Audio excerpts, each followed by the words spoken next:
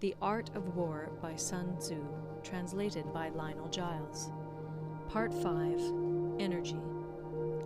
Sunzi said, "The control of a large force is the same principle as the control of a few men. It is merely a question of dividing up their numbers. Fighting with a large army under your command is nowise different from fighting with a small one. It is merely a question of instituting signs and signals. To ensure that your whole host may withstand the brunt of the enemy's attack and remain unshaken, this is effected by maneuvers direct and indirect. That the impact of your army may be like a grindstone dashed against an egg, this is effected by the science of weak points and strong. In all fighting, the direct method may be used for joining battle, but indirect methods will be needed in order to secure victory. Indirect tactics, efficiently applied, are inexhaustible as heaven and earth, unending as the flow of rivers and streams. Like the sun and moon, they end but to begin anew. Like the 4 seasons, they pass away to return once more. There are not more than 5 musical notes, yet the combinations of these 5 give rise to more melodies than can ever be heard. There are not more than 5 primary colors, blue, yellow, red, white, and black, yet in combination they produce more hues than can ever be seen. There are not more than 5 cardinal tastes, sour, acrid, salt, sweet, bitter, yet combinations of them yield more flavors than can ever be tasted. In battle, there are not more than 2 methods of attack, the direct and the indirect, yet these 2 in combination give rise to an endless series of maneuvers. The direct and the indirect lead on to each other in turn. It is like moving in a circle. You never come to an end. Who can exhaust the possibilities of their combination? The onset of troops is like the rush of a torrent which will even roll stones along in its course. The quality of decision is like the well-timed swoop of a falcon, which enables it to strike and destroy its victim. Therefore, the good fighter will be terrible in his onset and prompt in his decision. Energy may be likened to the bending of a crossbow, decision to the releasing of a trigger. Amid the turmoil and tumult of battle, there may be seeming disorder, and yet no real disorder at all. Amid confusion and chaos, your array may be without head or tail, yet it will be proof against defeat. Simulated disorder postulates perfect discipline. Simulated fear postulates courage. Simulated weakness postulates strength. Hiding order beneath the cloak of disorder is simply a question of subdivision. Concealing courage under their show of timidity presupposes a fund of latent energy. Masking strength with weakness is to be effected by tactical dispositions.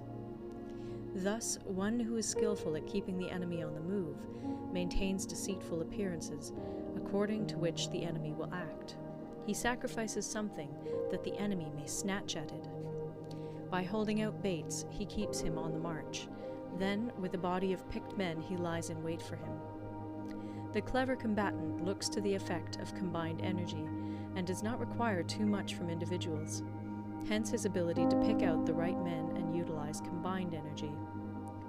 When he utilizes combined energy, his fighting men become as it were like unto rolling logs or stones, for it is the nature of a log or stone to remain motionless on level ground, and to move when on a slope. If four-cornered, to come to a standstill, but if round-shaped, to go rolling down. Thus the energy developed by good fighting men is as the momentum of a round stone rolled down a mountain thousands of feet in height. So much on the subject of energy. End of Part 5. Part 6. Weak Points and Strong. Sunzi said, "Whoever is first in the field and awaits the coming of the enemy will be fresh for the fight. Whoever is second in the field and has to hasten to battle will arrive exhausted. Therefore, the clever combatant imposes his will on the enemy, but does not allow the enemy's will to be imposed on him. By holding out advantages to him, he can cause the enemy to approach of his own accord, or, by inflicting damage, he can make it impossible for the enemy to draw near. If the enemy is taking his ease, he can harass him. If well supplied with food, he can starve him out. If quietly encamped, he can force him to move. Appear at points which the enemy must hasten to defend. March swiftly to places where you are not expected. An army may march great distances without distress if it marches through country where the enemy is not. You can be sure of succeeding in your attacks if you only attack places which are undefended. You can ensure the safety of your defense if you only hold positions that cannot be attacked. Hence, the general is skillful in attack whose opponent does not know what to defend, and he is skillful in defense whose opponent does not know what to attack. O divine art of subtlety and secrecy! Through you we learn to be invisible, through you inaudible, and hence we can hold the enemy's fate in our hands.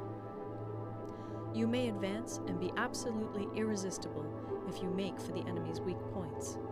You may retire and be safe from pursuit if your movements are more rapid than those of the enemy. If we wish to fight, the enemy can be forced to an engagement, even though he be sheltered behind a high rampart and a deep ditch. All we need do is attack some other place that he will be obliged to relieve.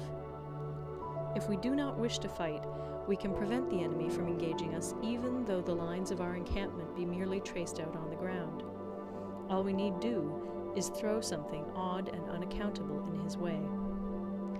By discovering the enemy's dispositions and remaining invisible ourselves, we can keep our forces concentrated while the enemy's must be divided. We can form a single united body while the enemy must split up into fractions. Hence, there will be a whole pitted against separate parts of a whole, which means that we shall be many to the enemy's few. And if we are able thus to attack an inferior force with a superior one, our opponents will be in dire straits. The spot where we intend to fight must not be made known, for then the enemy will have to prepare against a possible attack at several different points. And his forces being thus distributed in many directions, the numbers we shall have to face at any given point will be proportionately few. For should the enemy strengthen his van, he will weaken his rear. Should he strengthen his rear, he will weaken his van. Should he strengthen his left, he will weaken his right. Should he strengthen his right, he will weaken his left. If he sends reinforcements everywhere, he will everywhere be weak. Numerical weakness comes from having to prepare against possible attacks. Numerical strength from compelling our adversary to make these preparations against us. Knowing the place and the time of the coming battle, we may concentrate from the greatest distances in order to fight. But if neither time nor place be known, then the left wing will be impotent to succour the right equally impotent to succour the left, the van unable to relieve the rear, or the rear to support the van. How much more so if the furthest proportions of the army are anything under 100 li apart, and even the nearest are separated by several li. Though according to my estimate the soldiers of Yue exceed our own in number, that shall advantage them nothing in the matter of victory. I say then that victory can be achieved. Though the enemy be stronger in numbers, we may prevent him from fighting. Scheme so as to discover his plans and the likelihood of their success. Rouse him and learn the principle of his activity or inactivity.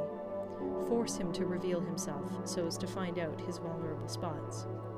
Carefully compare the opposing army with your own, so that you may know where strength is superabundant and where it is deficient. In making tactical dispositions, the highest pitch you can attain is to conceal them. Conceal your dispositions, and you will be safe from the prying of the subtlest spies, from the machinations of the wisest brains. How victory may be produced for them out of the enemy's own tactics, that is what the multitude cannot comprehend. All men can see the tactics whereby I conquer, but what none can see is the strategy out of which victory is evolved. Do not repeat the tactics which have gained you one victory, but let your methods be regulated by the infinite variety of circumstances. Military tactics are like unto water, for water in its natural course runs away from high places and hastens downwards. So in war, the way is to avoid what is strong and to strike at what is weak. Water shapes its course according to the nature of the ground over which it flows. The soldier works out his victory in relation to the foe whom he is facing. Therefore, just as water retains no constant shape, in warfare there are no constant conditions. He who can modify his tactics in relation to his opponent and thereby succeed in winning may be called a heaven-born captain. The 5 elements, water, fire, wood, metal, earth, are not always equally predominant. The 4 seasons make way for each other in turn. There are short days and long. The moon has its periods of waning and waxing.